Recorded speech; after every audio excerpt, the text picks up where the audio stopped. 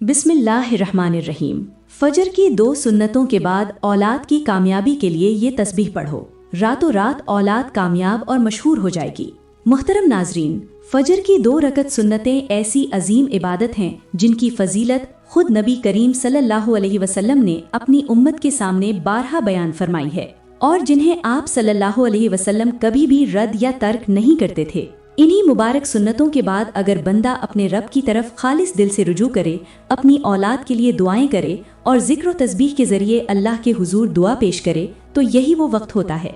ऐसे लम्हात होते हैं जब दुआ के कबूल होने की उम्मीद बहुत ज्यादा होती है, जब इंसान वालिदैन की मोहब्बत के जज्बात के साथ अल्लाह की बारगाह में इल्तजा करता है, तो इस दुआ में एक खास असर और रूहानी ताकत पैदा हो जाती है।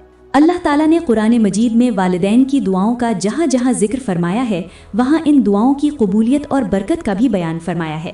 जैसा कि सूरतुल अहकाफ में मोमिन बंदे की दुआ बयान करते हुए इरशाद फरमाया, रब्बे औज़िअनी अन अशकुरा निअमतकल्लती अनअमत अलैया व अला वालिदैया, यानी ए मेरे रब, मुझे अपनी नेमतों का शुक्रगुजार बना दे और मेरी औलाद को भी कौन सालिह बना दे। इस आयत से मालूम होता है कि औलाद की इस्लाह, कामयाबी और हिदायत के लिए सबसे ज्यादा मुअस्सिर जरिया वालिदैन की दुआ है।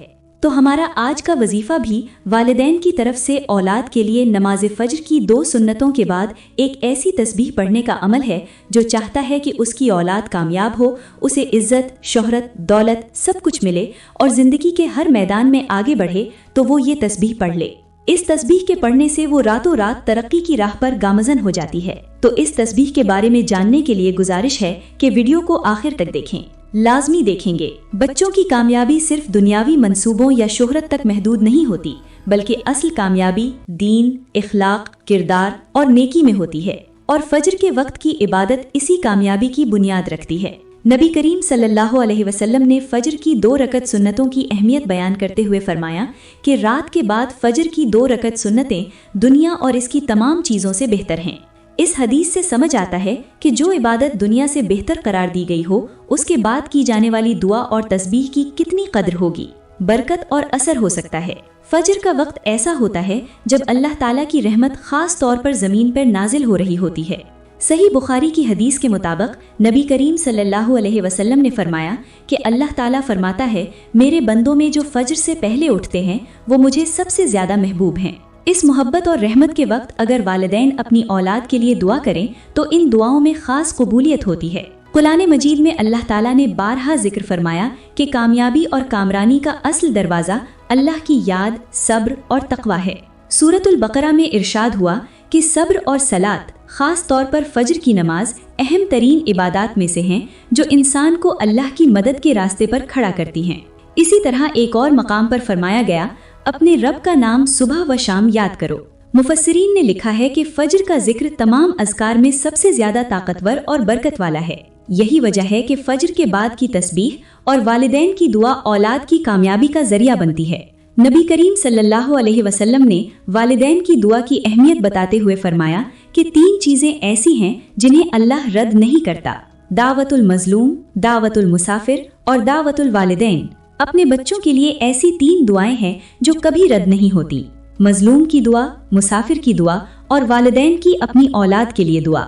ये हदीस वालिदैन को यकीन दिलाती है कि उनकी दुआएं बेअसर नहीं होती, बल्कि अल्लाह के यहाँ उनकी खास कबूलियत होती है। सुबह सादिक के बाद जब वालिदैन दिल की खुशू के साथ तस्बीह पढ़ते हैं तो उनकी औलाद के लिए एक रूहानी हिफाजती हिसार कायम होता है जो उन्हें बुराइयों से बचाता है और उनके मुस्तकबिल को रोशन करता है।